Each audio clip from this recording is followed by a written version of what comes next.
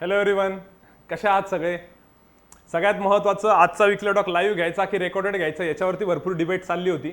Last time मी तुम्हाला तुमचे suggestions विचारले होते आणि मॅक्झिमम सजेशन्स असे होते की सर रेकॉर्डेडच घ्या, कारण की त्यामध्ये कॉन्सन्ट्रेशन राहतं. लाईव्ह घेतल्यानंतर नो डाऊट काही डाऊट्स आमचे तिथंच क्लिअर होतील, पण मात्र डिस्ट्रॅक्ट खूप जास्त होऊन जाईल. शांततेत ते सेशन होणार नाही, नुसता टाइम त्याचा जास्त राहील आणि मुद्दे तेवढे कव्हर होत नाही. शांतपणे होतील तसे सगळे कव्हर, पण मग ते घाईमध्ये होऊन जातं. सो त्याच्यामुळे आपण आता रेकॉर्डेड सेशन ठेवलेलं आहे. भरपूर जणांचं ओपिनियन हे पण होतं की सर लाईव्ह घ्या म्हणून, पण मॅक्झिमम जणांचं रेकॉर्डेड होतं. ठीक आहे, काहींनी कमेंट बॉक्समध्ये टाकलं होतं आणि काहींनी मग पर्सनल मेसेजेस केले होते, काहींनी कॉल्स पण केले होते. चलो ठीक आहे. सो आजच्या वीकली टॉकचा मेन आपलं काय काय कव्हर करणार आहे. सगळ्यात महत्त्वाचं म्हणजे की भरपूर मुलांचे मेसेजेस होते की सर एसबीआय आरबीआयच्या डेट्स बद्दल सांगा. तर या सोर्सेसकडनं डेट्स कन्फर्म केल्या, त्या डेट्स बद्दल पण एक इम्पॉर्टंट अनाउन्समेंट आहे. त्याच्यानंतर IBPS POच्या इंग्लिशसाठी थोडीशी गडबड चालली मुलांची, कारण की RRB मुळे भरपूर अभ्यास झालेला नव्हता इंग्लिशचा, बराच ब्रेक पडला होता, जो की तुम्हाला सांगितलं होतं की ब्रेक पडू नका देऊ, काही जरी झालं तरी इंग्लिश चालू ठेवा. पण मात्र त्याच्यामुळे थोडी गडबड येते. त्याच्याशी रिलेटेड काही सेशन्स असणार आहे आपले, त्याच्या काही अनाउन्समेंट्स होतील. त्याच्यानंतर पुढे इव्हिनिंग बॅचला ऍड करणार आहे आता आपल्या ॲपमध्ये, त्याच्याबद्दल काही सांगू. आणि सगळ्यात महत्त्वाचा मुद्दा जो असणार या वीकली टॉकचा तो म्हणजे मुलांमध्ये इतकं जास्त टेन्शन आलेलं आहे IBPSचं, कारण की हॉलिवूडच्या टेस्टची लेवल थोडीशी जास्त आहे. तर हॉलिवूडवाल्यांशी पण मी बोललोय, त्यांनी काय फीडबॅक दिलेला आहे तो पण आपण ऐकू. आणि मग पुढे नॉर्मल जो आपला लास्ट सगळ्यात कामाचा सेशन असतो तो म्हणजे तुमच्या सगळ्यांचे फीडबॅक आणि सजेशन्स. या वीकमध्ये मोररलेस सगळेजण त्याच पॉईंटवर बोलत होते, तर मी भरपूर सगळ्यांचे स्क्रीनशॉटही ठेवलेले आहे आणि मेसेजेस पण आहेत. ठीक आहे, तर त्याच्यावरती पण आपण घेऊ. सो अशा पद्धतीने आजचा वीकली टॉक कव्हर होईल. प्लस अजून ॲडिशनल काही पॉईंट्स आहेत जे की मी सुरुवातीला नाही सांगू शकलो, तर ते कदाचित पुढे कव्हर होऊन जातील. ठीक आहे. सो सगळ्यात पहिला मुद्दा SBI क्लर्कच्या डेट बद्दल. तर SBI क्लर्कची जी डेट आहे ती 31 ऑक्टोबर फिक्स झालेली आहे, बुक झालेली आहे आयॉन डिजिटलकडे. पण त्यांचं असं म्हणणं आहे की रिझल्ट जो आहे तो आता बरोबर 15 दिवस अगोदर लागेल, 20 दिवस अगोदर लागेल का या एका आठवड्यात लागेल ते नाही सांगतायत. पण ते म्हणतात की सर तुम्ही पकडून चला ज्या अर्थी त्यांनी बुकिंग्स केलेलं आहे. मग त्याच्याशीच कनेक्टेड एक दुसरा मुलांचा जो डाऊट होता तो म्हणजे सर SBI क्लर्कचा जर रिझल्ट लागतोय तर आणि SBI क्लर्कची जर मेन्सची पण एक्झाम होतीये 31 ऑक्टोबरला, म्हणजे जवळपास अजून एका महिन्यानंतर, तर मग RBI असिस्टंट बद्दल काय आहे आणि SBI PO बद्दल काय आहे. तर RBI असिस्टंटसाठी कुठली डेट अजून बुक झालेली नाहीये. बुक होऊ शकते का, तर हो, मे बी पॉसिबिलिटी पकडावं लागेल. मग SBIने कसं काय घाई केली, कारण RBI तर त्याच्या अगोदर झाली होती, मग RBI आधी यायला पाहिजे होती सिक्वेन्समध्ये. आता सिक्वेन्सपेक्षा कदाचित त्यांचं असं म्हणणं आहे, ज्या सोर्सेस सोबत मी डिस्कस केलं त्यांचं असं म्हणणं आहे की सर SBI PO येण्यासाठी कदाचित असं पण होऊ शकतं की SBI POची जर ॲडव्हर्टाइजमेंट काढली तर परत मुलं भरपूर मोठ्या प्रमाणात कॅम्पेनिंग करतील की यार तुम्ही SBI POची ॲडव्हर्टाइजमेंट काढताय आणि SBI क्लर्कची अजून मेन्स बाकी आहे, याचं काय लॉजिक आहे. त्याच्यामुळे आधी SBI क्लर्कची मेन्स अनाऊन्स करून टाकली. कदाचित या आता जर का SBI क्लर्कची मेन्स होतीये तर SBI POचं पण नोटिफिकेशन एक्सपेक्ट करू शकता, म्हणजे कोणालाच प्रॉब्लेम नाही राहणार, कारण नवीन ॲडव्हर्टाइजमेंट येते पण जुन्या ॲडव्हर्टाइजमेंटची मेन्स पण होतीये. असं त्यांचं एक लॉजिक आहे. हे एका प्रकारचं लॉजिक असू शकतं, हेच एकमेव रिझन आहे का असं बिलकुल नाही, हे फक्त एक लॉजिक आहे. कदाचित हे लॉजिक बरोबर पण असू शकतं. मग RBI साठी काय आहे, तर RBIची अजून डेट फिक्स नाहीये. जशी तिकडे डेट फिक्स होईल तुम्हाला लवकरात लवकर कळवण्यात येईल, तुम्ही काळजी करू नका. बट दॅट डज नॉट मीन की तुमचा अभ्यासात खंड पडू द्या म्हणून. अभ्यास मात्र चालू ठेवा. आणि RBI साठी स्पेशली जे मुलं तयार करत होते, भरपूर मुलं ऍक्च्युली जॉईन झाले. आता बरेच जण जॉईन झाले मागच्या एका महिन्यामध्ये. त्याच्यामुळे मुलांना खूप जास्त टेन्शन आहे की सर आता आम्ही जॉईन पण झालेलो आहे, तेवढा आमचा फ्लो नाहीये, एक्झाम लवकर झाली असते तर बरं झालं असतं. पण ठीक आहे, एक दिसतंय की 31 ऑक्टोबरपर्यंत अजून तरी डेट फिक्स नाहीये, त्यामुळे तुम्ही होईल तेवढा RBI वाल्यांनी पण अभ्यास करून ठेवा. राहिला प्रश्न SBI PO वाल्यांचं, तर SBI POचं मी आत्ताच बोललो की येण्याचे चान्सेस आहेत आता, कारण मागे काही जण म्हणत होते की सर्कल बेस्ड ऑफिसरमुळे येणार नाही का. तर हे एक अंदाज आहे फक्त हा, याच्याबद्दल शुअरिटी त्यांनाही नव्हती आणि मलाही नाही काहीच. पण या लॉजिकनुसार असं कळतं की जर याची मेन्स होती तर त्यानंतर ती डेट येणं पॉसिबल आहे. ठीक आहे. सो या 3 अनाउन्समेंट्स होत्या डेट्स बद्दलच्या. अजून एक त्याच्याशी कनेक्टेड RRB असिस्टंटच्या डेटचं काय सर मग, कारण RRB असिस्टंटचा पण पेपर तिकडे होता, तर कदाचित ती डेट पोस्टपोन होऊ पण शकते जर SBIला दिली असेल तर. आता त्याच्याबद्दलचा पिक्चर क्लिअर होईल. पण RRB असिस्टंट मेन्समुळे एवढा फरक नाही पडणार, कारण तुम्हाला ऑलरेडी त्याच्या अगोदर RRB POच्या मेन्सचं करायचं आहे. आणि इनफॅक्ट आता तुमची ही 3 तारखेला म्हणजे या सॅटर्डेला IBPS POची प्री झाली की त्याच्यानंतर तुम्हाला ऑलमोस्ट सगळ्या मेन्सच प्रिपरेशन करायचंय. सो मला नाही वाटत की आता ती RRBची मेन्स असो, RBIची मेन्स असो, IBPSची मेन्स असो, का IBPS क्लर्कची मेन्स असो, तुम्हाला मेन्सचा अभ्यास चालू ठेवणंच आहे. सो ते एवढं काही मॅटर नाही करत आहे. पण चांगली गोष्ट ही आहे की सगळ्या एक्झाम्स होऊ लागलंय.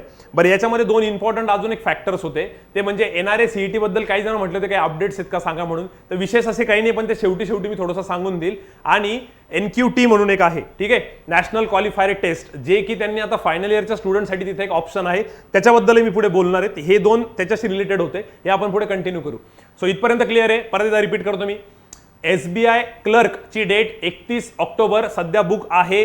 कन्फर्मेशन येण्यासाठी तुम्हाला कदाचित ते रिझल्ट डिक्लेअर करतील आणि हॉल तिकीट्स पण प्रोड्यूस करतील. ते आठवड्याभरात 10 दिवसात किती तारखेपर्यंत होईल सांगता येत नाही, पण एक तुम्ही तुमचा अंदाज लावा की जर 31st आहे तर SBIचं रेकॉर्ड आहे की ते 15 दिवस अगोदर पण रिझल्ट डिक्लेअर करू शकता. त्यामुळे तुम्ही 15 ऑक्टोबर पर्यंत पण एक्सपेक्ट करू शकता, किंवा आज उद्यामध्ये पण होऊ शकतं, किंवा विकली डॉक चालू आता रिझल्ट लागलेला पण असेल कदाचित. ठीक आहे, जोक मारतोय. ठीक आहे, तर हा पहिला पार्ट झाला. RBI असिस्टंटसाठी अजून काही बुकिंग्स नाहीये, पण जशा होतील तसं आम्ही तुम्हाला कळवू. पण एक अंदाजा येतोय की सगळं बरोबर चाललेलं आहे, त्यामुळे लवकरात लवकर करा. SBI PO येण्याचे चान्सेस ह्याच्यावरनं दाट वाटतायत थोडेसे, तर तुम्ही होपफुल राहू शकता. आणि त्यानंतर SBI PO बद्दल अजून एक दुसरी एक अशी अपडेट होती, त्यांच्याशी चर्चा केली, एक जस्ट चर्चा करत होतो आम्ही. त्यांचं असं म्हणणं होतं की आता येणारे CET तशी पण त्यांनी 2020 मध्ये सप्टेंबर महिन्यापासून चालू करणार आहे, जी CET येणार होती. म्हणजे सप्टेंबर पर्यंत IBPS बाकीचे एक्झाम्स घेऊ शकते. मग आता असं नाही राहिलेलं की जानेवारी फेब्रुवारी पर्यंतच तुम्हाला सगळ्या एक्झाम्स आवरायच्या आहे. त्यामुळे कदाचित या पॅन्डेमिकमुळे जर हे थोडंसं लेट होतंय, तर SBI कदाचित या ॲडव्हर्टाइजमेंटला पुढच्या ॲडव्हर्टाइजमेंट बरोबर मर्ज करून जानेवारी फेब्रुवारी मार्चमध्ये पण एक ॲडव्हर्टाइजमेंट काढू शकते, कारण एनिवे ती येणारे CETच्या अगोदरच होते. आधी असा अंदाज होता की 2021ला येणारे CET येणारे, म्हणजे ती जानेवारी फेब्रुवारी मार्चमध्ये येऊन जाईल. त्याच्यामुळे हे सगळे घाई करताय का असं वाटत होतं, पण आता त्यांना पण एक ते ऑप्शन भेटलेलं आहे.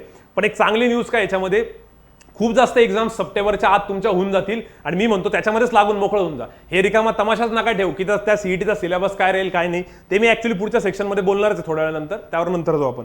सो हे डेटचं सगळ्यांना क्लिअर आहे. याच्यात जर एखादा पॉईंट तुमच्याकडनं मिस झाला असेल, किंवा तुम्हाला कळालं नसेल, किंवा माझ्याकडनं मिस झाला असेल, तर कमेंट बॉक्समध्ये टाका, मी लवकरात लवकर रिप्लाय देण्याचा प्रयत्न करेल. ठीक आहे, त्याच्यानंतर पुढे आता पुढच्या टप्प्यात जाऊ, जो परत एक महत्त्वाचा टप्पा आहे इंग्लिशचा. इंग्लिश खूप इम्पॉर्टंट रोल प्ले करणार आहे तुमच्या IBPS PO मध्ये. रिझन, जे 2 वर्षांपासूनचा जर तुम्ही सिनारिओ बघितला तर IBPS POचा इंग्लिशचा पेपर हा आता आधीसारखा नाही राहिलेला. 2014 पासून मी सगळ्या एक्झाम्स देतोय, त्यावेळी मी असं बघायचो 14, 15, 16ला की इंग्लिशचा स्कोर मोर ऑर लेस सगळ्यांचा सेम येतोय. पण एक 18, 19 या 2 वर्षांमध्ये असं आहे की तो स्कोर थोडासा जास्त पण येतोय, आता एक 20+ येतोय. तेवढी इंग्लिश डिफिकल्ट नाही विचारते जेवढी आधी विचारल्या जायची IBPS POला. ठीक आहे, सो माझं असं मत आहे की ज्या मुलांचा माइंडसेट असा आहे की चला इंग्लिशला जेवढे येतील तेवढे 10-12 नाही, तुम्हाला नंतर रिग्रेट होईल, तिथं जर तुमचा स्कोर जास्त जात असेल तर त्याला जाण्याचा प्रयत्न करा. पण असंही होतंय की सर मॉक टेस्टमध्ये बिलकुल स्कोर नाही येते, तुम्ही कसं काय म्हणताय, मॉक टेस्टची लेवल जास्त आहे, त्याच्यावरती मी येतो, हॉलिवूडच्या लेवलवरती येतो थोड्या वेळामध्ये. पण माझं म्हणणं आहे की इंग्लिशला लाईटली घेऊ नका, कारण इंग्लिश डिसाइडर असू शकतो. रिझन, कॉन्ट अँड एलआरचं प्रीसाठी सगळ्यांनी RRBला प्रिपेअर केलेलं होतं, असिस्टंटलाही केलं होतं, आणि आताही मुलं करतायत. त्याच्यामध्ये असा काही मेजर नाहीये काही पार्ट की जो तुमचा एकदमच काही जणांचा हिट होईल आणि काही जणांचा मिस होईल. सो मला असं वाटतं की कॉन्टचा स्कोर मोर ऑर लेस सगळ्यांचा सेम राहील.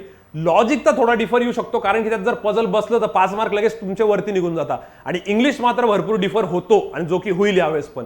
सो मला असं वाटतंय की त्याच्यामध्ये तुम्ही कॉन्टला नो डाऊट सगळ्यांचं प्रिपरेशन चालू ठेवा, बट इंग्लिशला लाईटली घेऊ नका, कारण RRBमुळे भरपूर जणांचा तसाही टच गेलेला आहे. आणि आता जर का पेपर असा इझी येऊन गेला तर असं नको व्हायला की सर मला 12-13 मार्क आले, चलो ओके कट ऑफ निघाला, 7-8 मार्क जास्त आले. अरे नाही, पण बाकीच्या मुलांचे स्कोर 22, 23, 24 पण येतात इंग्लिशला. मी हॉलिवूडच्या मॉकमध्ये नाही म्हणत आहे, तिकडे 5ही येऊ शकतात, काही भरोसा नाही, तिकडची लेवल अति जास्त डिफिकल्ट आहे. त्यांच्याशी बोलणं पण झालं, मॅडमचं बोलणं झालं, माझे बोलणं झालं, त्याच्यावरती मी तुम्हाला सांगतो थोड्या वेळामध्ये. पहिले आपण पुढे जाऊ. ठीक आहे, सो पॉईंट काय होता, इंग्लिशसाठी काय करायचंय, सगळ्यात पहिले लाईटली नका घेऊ. मग आता काय करायला पाहिजे 1 आठवड्यासाठी, आणि जर 2 आठवडे असतील तर त्याचं तर काही टेन्शन नाही. ज्यांचं सेकंड वीकला आहे त्यांना तर फर्स्ट वीकचा फीडबॅकही भेटून जाईल, आणि हे सगळे सेशन्स पण अटेंड करता येईल.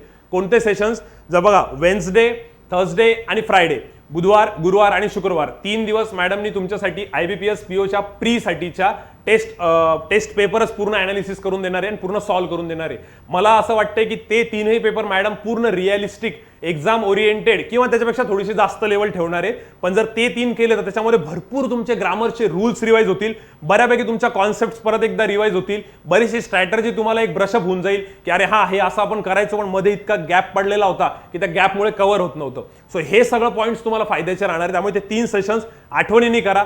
ते 3ही आपण तुमच्यासाठी, भरपूर जुन्या मुलांसाठी किंवा बाहेरचे नॉन SSA स्टुडंट बरेच आता रिक्वेस्ट करताय, तर त्या सगळ्यांसाठीच आपण ते यूट्यूबवरती ठेवलेले. पण स्पेसिफिकली जे आपले जुने स्टुडंट्स होते, ज्यांना असं वाटत होतं की सर ब्रेक पडला, क्लासमध्ये तरी पर्सनली भेटता येत होतं, त्यांनी मात्र हे सेशन मिस न करू, कारण तुम्हाला तो फील येऊन जाईल पूर्ण क्लासरूमचा, एवढी गॅरंटी आहे. सो ते सेशन असणारे बुधवारी, गुरुवारी आणि शुक्रवारी. ठीक आहे, त्याचं टेलिग्रामवरती नोटिफिकेशन येऊन जाईल. टेलिग्रामला ज्यांनी सबस्क्राईब नाही केलं तेवढं करून घ्या. तुम्हाला खाली पट्टीवरती आहे बघा, इथं सगळं टेलिग्रामची लिंक अवेलेबल असेलच. ठीक आहे, एनिवे, सो इंग्लिशचा पॉईंट क्लिअर. बाकी इंग्लिशबद्दल डिटेलमध्ये मॅडम तुम्हाला सांगतीलच माझ्यापेक्षा जास्त बेटर, पण मी एक अनाउन्समेंट तुम्हाला करून दिली इंग्लिशची. ठीक आहे, बाकी त्यामध्ये काही मुलांचं म्हणणं होतं की सर इंग्लिशचा जो वीकली टॉक आहे, इंग्लिशचा वीकली टॉक तो पण स्टार्ट करा. बऱ्याच जणांची रिक्वेस्ट होती. त्यासाठी मॅडमनी काय केलेलं आहे, प्रत्येक फ्रायडेला तसे मॅडमचं इंग्लिशचं मेन्सचं सेशन असतं, त्याच्यामध्ये सुरुवातीला 10-15 मिनिटं मॅम इंग्लिशच्या त्या पर्टिक्युलर याच्याशी रिलेटेड बरंच काही तुम्हाला सांगणार आहेत. ठीक आहे, आणि राहिली दुसरी गोष्ट, बऱ्याच जणांचं म्हणणं होतं सर आरसीला कसं प्रिपेअर केलं पाहिजे, आम्ही नवीन आहे फिलर्सला कसं केलं पाहिजे, किंवा तुमच्या पॅराजंबल्सला कसं केलं पाहिजे, ग्रामर कसं केलं पाहिजे, किंवा जीएसटी एक्झॅक्टली काय, जीएसटी वरती एखादं सेशन घ्यायला सांगा मॅमला. तर मॅमनी हे सगळे सेशन्स ऑलरेडी युट्यूबवरती घेतलेले आहेत. आपली ही युट्यूबची ऑनलाईन बॅच चालू होण्याच्या अगोदर घेतलेले आहेत आणि ते सगळे युट्यूबवरती ऑलरेडी सेव्ह आहेत. तुम्ही प्लेलिस्टमध्ये जा, इंग्लिशच्या वीकली टॉक नावाचं एक फोल्डर असेल, त्या वीकली टॉकमध्ये मॅमनी सगळं वन बाय वन प्रत्येक वीकमध्ये घेतलेले. त्यामुळे जे कोणी मॅमला तेवढ्यासाठी रिक्वेस्ट करते, आता ते परत घेण्यापेक्षा तुम्ही ते सेशन्स बघू शकता आणि ज्या लेटेस्ट गोष्टी आहेत त्या मॅम तुम्हाला इकडच्या नवीन वीकली टॉकमध्ये कव्हर करतील. क्लिअर? सो प्लेलिस्टमध्ये जा, वीकली टॉक नावाचं एक फोल्डर असेल, त्याच्यात इंग्लिश वीकली टॉक नावाचं फोल्डर असेल. जे नॉर्मल वीकली टॉक आहे ते समजा माझं आहे, पण इंग्लिश वीकली टॉक मॅम घेत आहेत, तर त्यामध्ये तुम्हाला सगळं दिसून जाईल. क्लिअर? आता पुढे मेन मुद्द्यावरती येऊ आपण, जो मुलांच्या डोक्यात होता की सर स्कोर एवढा कसा कमी येतोय, त्याच्याबद्दल काय, आम्ही दुसऱ्या मॉक टेस्ट सिरीज वापरू का. त्याच्या अगोदर एक पॉईंट होता की जी इव्हिनिंग बॅच आहे त्यांचं सिलॉजिझम चालू होतंय 1 ऑक्टोबर पासनं. तुम्हाला ऑलरेडी सरांनी बॅचमध्ये ऍड तर केलेलंच आहे, प्लस सरांनी ऍक्च्युली मला वाटतं पझल्सलाच तुम्हाला ऍड केलं होतं, प्लस आता सिलॉजिझम तुमचा फ्रेश टॉपिक चालू होतोय. तर पझलला काही जण कदाचित मिस असतील की ठीक आहे आमचं झालेलं आहे, पण पझल्स तुमचं नव्हतं, सिलॉजिझम तुमचं नव्हतं झालं, तर सिलॉजिझम 1 तारखेपासून स्टार्ट होतंय. ठीक आहे, IBPS PO प्री चे पण सर सेशन्स घेणार आहेत लॉजिकचे, ते मोस्टली थोडे इव्हिनिंगला किंवा नाईटला ठेवण्याचा सरांचा प्लॅन आहे. तर त्याच्याबद्दल जे टायमिंग सर तुम्हाला टेलिग्रामवरती अनाऊन्स करतील. म्हणजे या वीकमध्ये तुमचे इंग्लिशसाठी पण सेशन्स आहेत आणि लॉजिकल रिझनिंगसाठी पण सेशन्स आहे. मॅथ्सचं तर आज सकाळीच झालंय, तुम्ही बघितलं असेल बरोबर. बाकी मेन्सचे सेशन पण जसे आहे तसे चालूच असणारे टेलिग्रामवरती. हे सगळे सेशन्स मी नंतर बोलतो, हा एक मध्ये पॉईंट होता म्हणून. मेन काय आहे आता सर, ते स्कोर कमी येतो त्याच्याबद्दल सांगा. खूप मुलांचे मेसेजेस आले आणि शेवटी जो आपण एक ग्रुप बनवलेला आहे, लॉकडाऊन ऑलिव्ह बोर्डच्या टेस्ट शेअरिंगचा ग्रुप जो बनवलेला आहे टेलिग्रामवर, त्याच्यावर शेवटी मीच एक मेसेज टाकला होता बघा, मला वाटतं शुक्रवारी टाकला होता मी मागच्या, की मुलांचे एवढे भयंकर स्कोर कमी येत होते, तिथे मी मेसेज टाकला होता की बाकी सगळ्यांनी इमानदारीने तुमचा आहे तो स्कोर शेअर करा, त्यात कुठली लाज नका वाटू देऊ, कारण की सगळ्यांचा स्कोर कमी होतोय, काही जणांचा मोरल डाऊन होतोय, काही टेन्शनमध्ये येत आहे. तर त्यामुळे भरपूर जणांनी स्कोर शेअर केले आणि त्याच्यानंतर बऱ्याच जणांचा जीव आला की चला ठीक आहे यार, सगळ्यांचे स्कोर कमी येत आहे, कदाचित पेपरच जास्त तेवढे टफ आहेत. तसं मुलांना आयडिया आली होती पेपर टफ आहेत म्हणून, पण कधी कधी डाऊट येऊन जातो की यार आपलं चुकतंय का सगळ्यांचं चुकतंय. So clear? त्याच्याबद्दल असं कशामुळे, आता ऑलिव्हबोर्डवाल्यांशी चर्चा झाली तर त्यांचं असं म्हणणं आहे की बघा ऑलिव्हबोर्ड तुम्हाला सगळ्यांना माहिती आहे की नेहमीच ओळखलं जातं की त्यांची लेवल थोडीशी जास्त असते, पण यावर्षी त्यांनी थोडी अजून जास्त केली होती. त्याच्या मागे त्यांचं एक लॉजिक असंही होतं की ते म्हणत होते की दरवर्षी IBPS PO मध्ये एखादा सेक्शन खूप अवघड येतो, कधी सोपा येऊन जातो, त्याच्यामुळे कदाचित त्यांनी थोडंसं एक मुलांना सवय असायला पाहिजे म्हणून लेवल वाढवली. पण झालं काय, आता RRBचा पेपर झाला, बऱ्यापैकी सोपा होता, तुम्हाला सगळ्यांना डोक्यात तेच होतं, प्लस तुमचा इंग्लिशचा टच नव्हता आणि नेमका IBPS PO वाल्यांवरतून ऑलिव्हबोर्ड म्हटल्यानंतर त्यावर एक्स्ट्रा प्रेशर बिल्ड झालं की यार ऑलिव्हबोर्डचा अवघडच असतो आणि त्यात त्यांनी नेमकं थोडासा अजून अवघड टाकलं. तर माझं म्हणणं आहे की एकाच वेळेस सगळ्या गोष्टी होऊन गेल्या त्याच्यामुळे मुलं जास्त टेन्शनमध्ये येतात. अदरवाईज मी काही मुलांशी चर्चा केली तर त्यांचं म्हणणं सर ते इतकं पण अवघड नाहीये जर अनालिसिसमध्ये बघितलं तर. आता हे तर नेहमीच मुलं सांगतात की अनालिसिसमध्ये आम्हाला समजतं ते, पण मला असं वाटतं की एकाच वेळेस 2-3 गोष्टी होऊन गेल्या आणि त्याच्यामुळे तुम्हाला ते खूप अवघड वाटतंय. नो डाऊट ते ऍक्च्युली अवघड पण आहे म्हणून. इंग्लिशचे मी मॅम सोबत डिस्कस केलं, मॅम म्हणे इंग्लिश तर नाहीच, पॉसिबलच नाही म्हणे, कारण त्यांनी खूपच जास्त अवघड टाकलेले आणि ऍक्च्युली ऑलिव्हबोर्डच्याच मॅम टेस्टचं अनालिसिस घेणार होत्या, पण ते इतक्या जास्त अवघड आहेत की मॅम म्हणे घेऊन पण काही उपयोग नाही. त्यामुळे इंग्लिशचं मॅम ऑलिव्हबोर्डचं नाही घेणार आहे, रिअलिस्टिक जे असेल ते घेतील. मग आता बऱ्याच जणांना हे टेन्शन आहे की सर आम्ही ऑलिव्हबोर्ड कंटिन्यू करू की नाही. मग आता एवढे दिवस जे मुलं सिलेक्ट झालेले सगळ्यांनी तर ऑलिव्हबोर्डच यूज केलं होतं. तर हे बघा, एका वेळेस त्यांच्याकडनं असं होतंय म्हणून तुम्ही लगेच असं जजमेंटल नका हो की ऑलिव्हबोर्ड याच्या पुढे यूजच नाही करायचं म्हणून. नो डाऊट यांनी मागे पण असे स्टंट दिलेले आहेत, पण एवढं खरं आहे त्याचे जे पॅटर्न्स आहे ना त्याला मात्र चॅलेंज नाही आहे आणि त्याच्यात वर्ड प्रॉब्लेमचे म्हणजे क्वेश्चन्स ते भारी बनवतात त्यालाही बिलकुल चॅलेंज नाही आहे. त्यामुळे मी म्हणाल ते कंटिन्यू करायला पाहिजे. पण आता एकच आठवडा बाकी आहे, जर तुमचा मोरल डाऊन होत असेल तर मग काय करायला पाहिजे. ज्यांचा या वीकमध्ये पेपर आहे त्यांनी नो डाऊट ऑलिवोर्डवरनं बाकीच्या ठिकाणी स्विच झाले तरी चालेल. आता ते पॅक विकत घेतलेले आहे म्हणजे ते यूजच करायला पाहिजे असं नाहीये.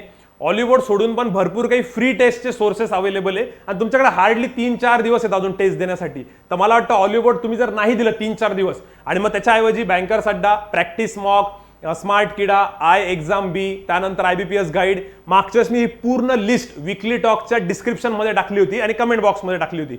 यावेळी पण मी विकली टॉकच्या कमेंट बॉक्समध्ये आणि डिस्क्रिप्शन मध्ये ती लिस्ट टाकतो. जवळपास 12 वेबसाईट्स आहे ज्याच्यावरती एवढ्या सगळ्या तुम्हाला 12 मिनिमम जेवढ्या आम्हाला माहिती आहे, समजा अशा तर भरपूर असतील, त्याच्यावरच्या तुम्ही मॉक टेस्ट देऊ शकतात फ्रीवाल्या. आणि मी सजेस्ट करेल की ज्यांनी ऑलिवोर्डच्या मॉक टेस्ट दिल्या होत्या आणि ज्यांना असं वाटतंय सर स्कोअर कमी होतोय, त्याच्या मी अजून डिटेलमध्ये बोलणारच आहे. बट जर तुम्हाला कॉन्फिडन्स इन्क्रीज करायचा असेल तर तुम्ही या फ्री टेस्टवाल्या कोणत्या पण एक देऊन टाका. 3 तर दिवस आहे. एक बँकर्स अड्डा द्या, एक प्रॅक्टिस मॉक द्या आणि एखादं समजा आय एक्झाम बी IBPS गाईड किंवा स्मार्ट किडाचे वगैरे देऊन टाका. ठीक आहे, असं दिलं तरी चालतं. सगळ्या चांगल्याच आहे, काही प्रॉब्लेम नाहीये, पण ह्या 3-4 जरा जास्ती चांगले आहेत. सो याची तुम्ही मॉक टेस्ट द्या, तुमचा या आठवड्याचा विषय क्लिअर होईल. मग काही जण म्हणतील सर पण ऑलिवोर्डचं जे पॅक घेतलं होतं त्याचं कसं, त्यातल्या तुम्हाला जर वाटत असेल तर तुम्ही काही टेस्ट सबमिट करू शकता आणि सबमिट केल्यानंतर त्याचं अनालिसिस भारी करा, कारण त्याच्यातले टाइप्स खूप जबरदस्त आहे. हे सगळ्यांना माहिती की मेन एक्झामला तर ऑलिवोर्डच्या टाईप ॲज इट इज विचारतात, ॲज इट इज. आता ते त्यांना फॉलो करता का नाही करत ते माहित नाही आपल्याला, पण याच्या अगोदर पण असं झालेलं आहे आणि नेहमीच होतं. तुम्ही जुन्या मुलांशी चर्चा करा होतं. भरपूर मुलांनी सांगितलेलं की सर प्रीसाठी एखाद्या बँकर्स अड्डा जमून जातं, पण मेन्सचं प्रिपरेशन करायचं तर ऑलिवोर्ड सगळ्यात बेस्ट आहे म्हणून. ठीक आहे, सो त्याला जर तुम्हाला वाटत असेल तर एवढ्या वीकसाठी थोडासा स्टॉप घ्या आणि त्यानंतर तुम्ही चालू करू शकता. सो ऑलिवोर्डचा विषय क्लिअर आहे का. आणि हां, हे एकट्यासोबत दोघांसोबत नाही होते. कल्पनाचा ग्रुप असो, मृणालिनीचा ग्रुप असो, शुभमचा ग्रुप असो, सगळ्यांनीच कंप्लेंट केली होती की सर असं होतंय. आणि मग मी त्याच्यावरती शेवटी कंटाळून ऑलिवोर्डच्या ग्रुपवरती टाकलं होतं, जो आपला टेस्ट शेअरिंगचा ग्रुप आहे तो टेलिग्रामवरतीच एक ग्रुप आहे. आता बरेच जण त्यात ऍड आहे, काही जण नसतील. त्याच्यामध्ये टाकलं होतं मी की तुम्ही 5 नंबर आणि 10 नंबरची टेस्ट द्या. तर 5 नंबर आणि 10 नंबरची टेस्ट खूप इझी होती किंवा खूप डिफिकल्ट होती असं नाहीये. मी एक रॅन्डम 5 आणि 10 नंबर सांगितला जेणेकरून सगळेजण तीच टेस्ट देतील आणि त्याचे स्कोअर चेक होतील. तर त्याच्यामुळे मला वाटतं बऱ्यापैकी एक रिलीफ भेटला असेल मुलांना. आता काही जणांचे मेसेजेस होते की सर 15 आणि 16 नंबर द्यायला लावा. तर ठीक आहे, आपण तसंही करू शकतो. मी जाताना एक अनाउन्समेंट करतो, मेसेजमध्ये लिहिलेलं आहे मी, कुठले तरी एक टेस्ट द्यायला लावू, त्याचा स्कोअर चेक करू तुम्हाला. आणि त्याच्यामध्ये आता विषय निघाला तर हे कंटिन्यू करतो मी. त्याच्यामध्ये तुमचा स्कोअर किती येतोय हे खरंच मॅटर नाही करत. काय मॅटर करतं, पर्सेंटाईल. पर्सेंटाईल म्हणजे तुमचा रँक. कारण की आता मी कल्पनाशी डिस्कस केलं तर तिचा 42 स्कोअर आहे 42 IBPS PO मध्ये. तर 42 म्हटल्यावर खूप भीती वाटते, पण 42 पॉईंट समथिंगला तिचा रँक 93 पर्सेंटाईल आहे ना. रँक म्हणजे तिचा पर्सेंटाईल 93 आहे. आता पर्सेंटाईल 93 आहे म्हणजे तुम्ही विचार करू शकता की पेपरची लेवल किती जास्त होती. त्यामुळे तुमचा जो काय स्कोअर येत असेल काहीच काळजी करू नका, पर्सेंटाईल बघा. पर्सेंटाईल 80+, 90+ आहे का तेवढं बघा. 90+ असेल तर व्हेरी गुड, 80+ असेल तरी इट्स अ गुड स्कोअर, काही प्रॉब्लेम नाही. तर हे महत्वाचं आहे. त्यामुळे स्कोअर नका बघू. पेपर टफ आहे तर सगळ्यांसाठीच टफ आहे ना. एखादी विकेट बॅटिंग विकेट आहे तर काय यार 200 किती म्हणतात त्याला 23 मारून पण टार्गेट चेस होतो. कालच झाला ना, 23 नाही 26, 226 मारून पण चेस होतो. आणि कधी कधी 122 रन केले तरी ते चेस होत नाही, कारण की ती बॉलिंग विकेट असते. मग तुम्हाला त्या विकेटनुसार खेळायचंय, तुम्हाला मेरिटनुसार खेळायचंय. तुम्ही आधी डिसाईड नका करू की मला 180 रन मारायचेच आहे. अरे भाऊ, तिथे 100 रन पण नाही होईल आणि तुम्ही काय 180 मारताय. आणि जर का तुमचे 200+ होत आहे तर तुम्ही काय टुकू खेळणार आहे का. नाही, 180च करायचे बाबा, आपण तर डिसाईड केलं होतं. तर असं नाही चालत ना. त्यामुळे ऑलिवोर्ड, मी कुठलीही मॉक टेस्ट असो, ऑलिवोर्ड सोडा, you take any mock test, percentile matter करतो. पर्सेंटाईल काय असतं, पर्सेंटाईल म्हणजे तुमचा रँक असतो. जसं कल्पनाचं एक्झाम्पल दिलं, तिला 93 पर्सेंटाईल आहे, याचा अर्थ 7% मुलं तिच्या समोर आहे. आता 7% कोणाचे, समजा 1000 मुलं पकडू, एक्झाम दिली 1000 मुलांनी, 1000चा 7% झाला 70. तर 70 मुलं तिच्या पुढे, म्हणजे तिचा रँक आहे 930. तर रँक 930 नाही, तिचा रँक आहे 70 आणि 930 मुलं तिच्या मागे आहेत, असं असतं. सो बेसिकली रँक म्हणजे तेच तर मॅटर करतं ना सिलेक्शनसाठी. म्हणून तुम्ही ना नेहमी पर्सेंटाईल बघत जा, स्कोर नका बघत जाऊ. इनफॅक्ट मी म्हणाल की जर एखादा बँकर्स अड्डा देतोय आणि पेपर खूप सोपा आहे, त्याला 70 मार्क आले, तर लगेच ढगात नका जाऊ. त्या 70च्या पुढे पर्सेंटाईल किती बघा. जर तिथे पर्सेंटाईल 75 असेल तर बॉस त्या पेपरला पोरांनी 80 फोडलेले, कारण तुम्ही 70 घेऊन 75 पर्सेंटाईल घेता म्हणजे तो पेपर इझी होता. त्यामुळे पर्सेंटाईल बघत जा, स्कोर नका बघत जाऊ. ठीक आहे, हा विषय निघाला म्हणून मी त्याला कंटिन्यू केलं. अदरवाईज हे आधीच्या विकली टॉकमध्ये बऱ्याच वेळेस सांगितलेलं आहे. सो हे क्लिअर आहे तुम्हाला आता मॉक टेस्टचं. बाकी पुढे तुम्हाला प्लॅन सांगायचाच आहे ऍक्च्युली, की ज्यांचे पेपर्स आहेत त्यांनी काय करायचं काय नाही. पहिले मग एकदा मला हे बघू द्या, हे सगळे इश्यू क्लिअर आहेत का. आणि दुसरा याच्याशी रिलेटेड, आता लास्ट वीक आहे तर तुमचा जो काय स्कोर येतोय, तुम्ही पर्सेंटेज वगैरे तर बघणारच आहे, बट स्टील तुम्ही स्वतःला बॅक करा. स्वतःला बॅक करा. तुम्ही जे प्रिपेअर करताय त्याच्यावर थोडासा विश्वास ठेवा की नाही यार मी इतक्या दिवसापासून प्रिपेअर करतोय, एकदम टेन्शन घेऊ नका. कारण असे भरपूर स्टुडंट्स आहे जे बऱ्यापैकी जुने आहेत, ज्यांच्या मागे त्यांनी खूप चांगले रिझल्ट प्रोड्यूस केलेले, आता पण त्यांचे स्कोर चांगले येत आहे. 45 मार्क्स जरी आले तरी 95-96% येत आहेत ना काही टेस्टमध्ये, पण तरी स्वतःवर डाऊट घेत आहे. तर यार मला ते नाही पटत आहे. आता शेवटच्या दिवसांमध्ये स्वतःला होईल तेवढं तुम्ही बॅक करा. काय अभ्यास करायचा काय नाही मी तुम्ही पुढे सांगणारच आहे, पण स्वतःला बॅक करणं, थोडा कॉन्फिडन्स ठेवणं स्वतःवरती, समोरच्यावरती, हे जरा जास्त इम्पॉर्टंट आहे. एकदमच आता असं यू टर्न नका मारू की यार आता मी जेवढं करतो ते सगळं सोडून देतो, आता कुठली तरी वेगळी मॉक टेस्ट घेतो. यार अशी गरज नाहीये, कारण बँड तुमचा एकट्याचा नाही वाजत आहे, सगळ्यांचा ड्रास्टिकली स्कोर कमी आलेला आहे. आणि मी म्हणाल जर एवढ्या अवघड मॉक टेस्टमध्ये तुम्ही जर पेशन्स ठेवून जर त्याला व्यवस्थित प्रिपेअर केलं तर तुमची पेशन्स लेवल पण वाढेल आणि त्याचा अल्टिमेटली कुठे ना कुठे फायदा होईल. आता बऱ्याच वेळेस मॉकमध्ये काय होतं, तिकडे गेल्यानंतर रिअल पेपरला सर तिथं गेल्यानंतर ना इन्व्हिजिलेटरनी असं केलं किंवा माझी स्क्रीन अशी झाली, ते एका प्रकारचं प्रेशरच असतं ना, ते हे पण एका प्रकारचं प्रेशर आहे. तुम्ही ट्राय करा ना. आणि पेपर जर तुम्हाला डिफिकल्ट वाटतोय तर स्किप करा, 5 अटेम्प्ट करा, 6 अटेम्प्ट करा, 7 अटेम्प्ट करा, पण तेवढे राईट अटेम्प्ट करा, ते इम्पॉर्टंट आहे ना. असं नाही की आधीच डोक्यात आकडा ठेवला 20 ते 22 मॅच झालं पाहिजे, तसं बिलकुल नका करू. तर हा पॉईंट क्लिअर आहे सगळ्यांना व्यवस्थित, डन. चलो, तर आपलं काय चाललं होतं पुढे बोलणं. हा, आणि त्याच्या रिलेटेड मला अजून एक सांगायचं, मी नेहमी सांगतो क्लासमध्ये तर खूप वेळेस सांगितलेलं आहे, एकदा परत रिपीट करतो. बऱ्याच जणांचं असं असतं की सर समजा माझी तब्येत सुधरत नाहीये, मग मी जिम लावू का? हा, मी जिम लावलोय, मी नॉनव्हेज खाल्लेलं आहे, मी त्यानंतर काजू बदाम खातोय, अरे पण तरी तब्येत सुधरत नाहीये का? कारण की टेन्शनच एवढं घेता.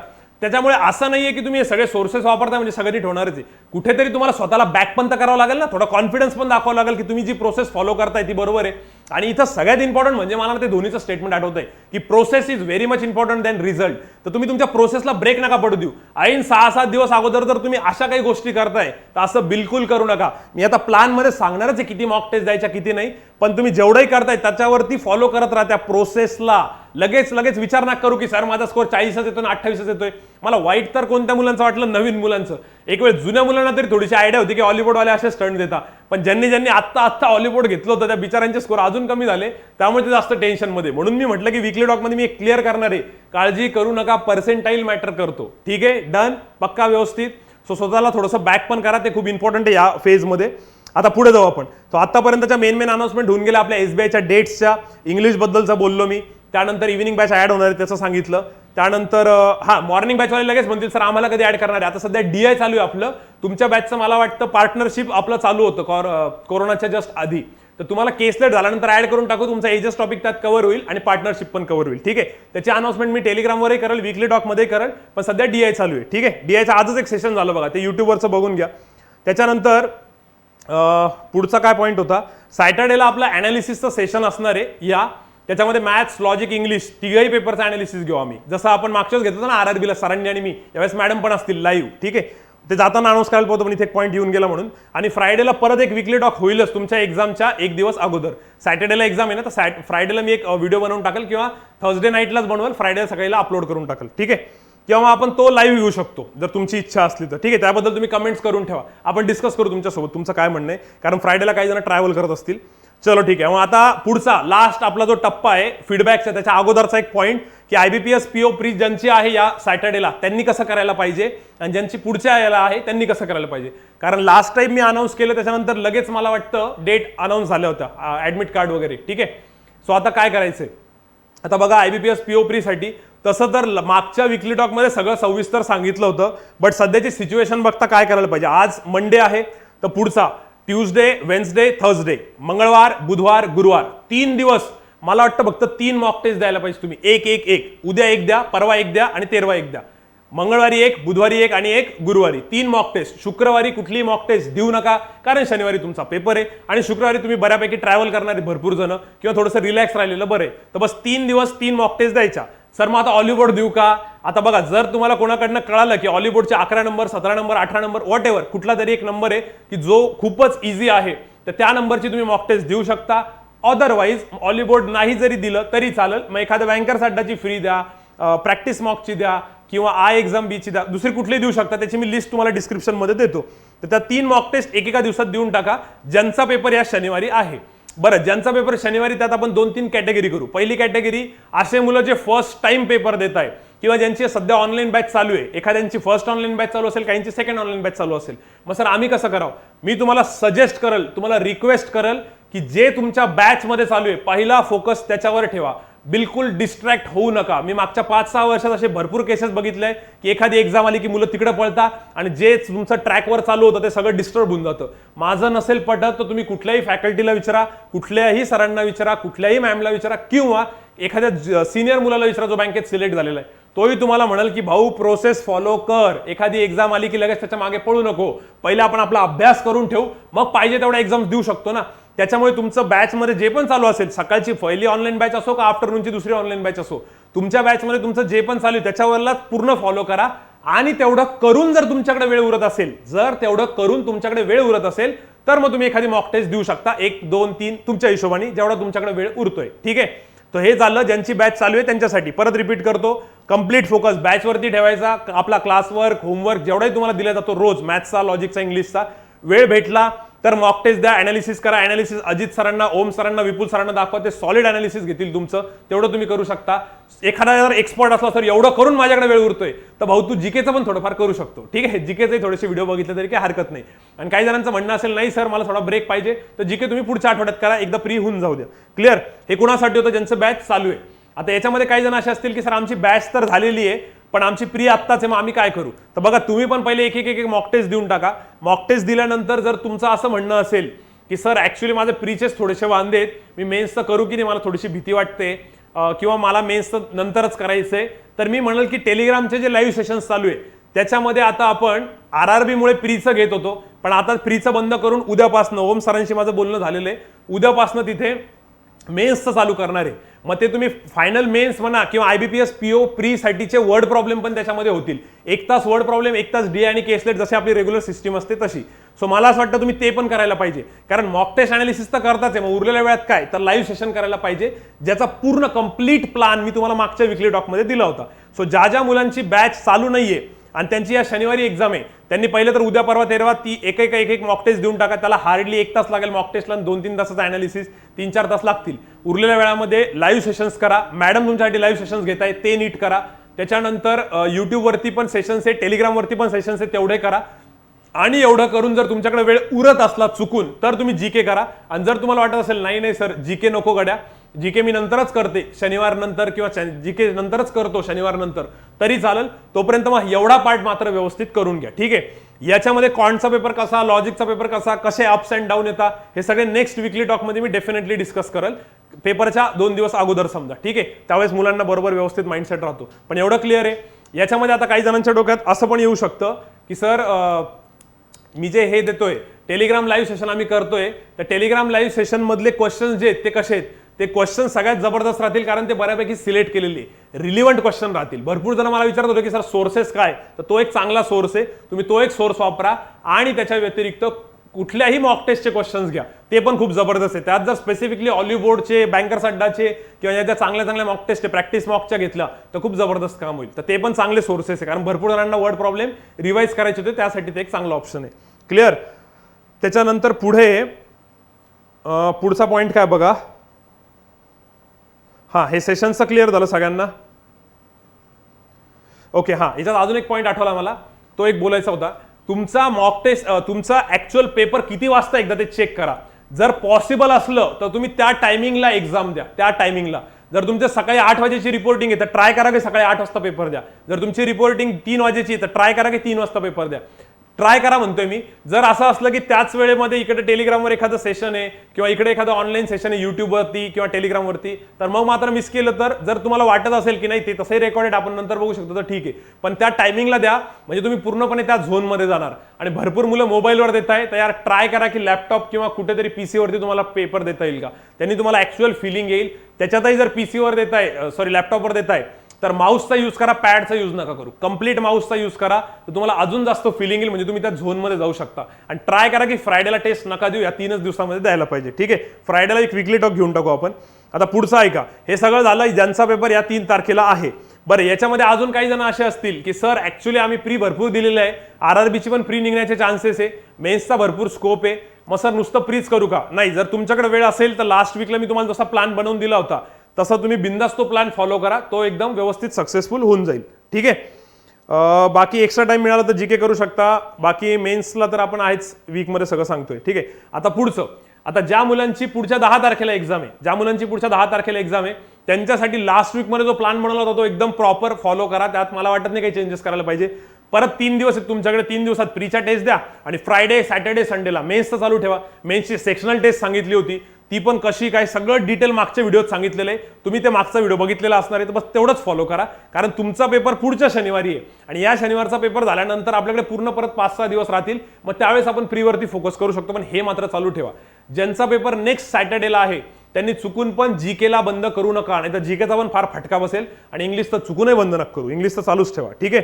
बाकी मध्ये जेवढेही आपले युट्यूबवरती सेशन्स होतील, टेलिग्रामवर होतील, ते शक्यतो आम्ही बरोबर त्या एक्झाम ओरिएंटेडच घेतोय, त्यामुळे ते मिस करू नका. आणि बऱ्याच जणांची कंप्लेंट असते की सर मला कळलंच नाही. आता आजच आपलं लाईव्ह सेशन होतं युट्यूबवरती DIचं, जबरदस्त रिस्पॉन्स आला त्याला. तर मुलांचं म्हणणं सर मला माहितच नव्हतं. काही जणांचं एक तर तुम्ही ते सबस्क्राईब नसेल केलं, नाही तर ते म्हणतात ना बेल आयकॉन दाबा, हे ते करून ठेवायचं. तुम्हाला ऑटोमॅटिकली नोटिफिकेशन येईल. किंवा टेलिग्राम चॅनल तरी फॉलो करा. टेलिग्रामवरती आम्ही सगळं टाकतच असतो, तर ते एकदा बघून घ्या. त्या गडबडी नका करू. कारण आता एवढं सगळं तुम्हाला प्रोव्हाइड करून जर तुमच्याकडनं मिस होतंय तर बॉस यार ती तुमची चूक आहे, ते नको व्हायला तसं.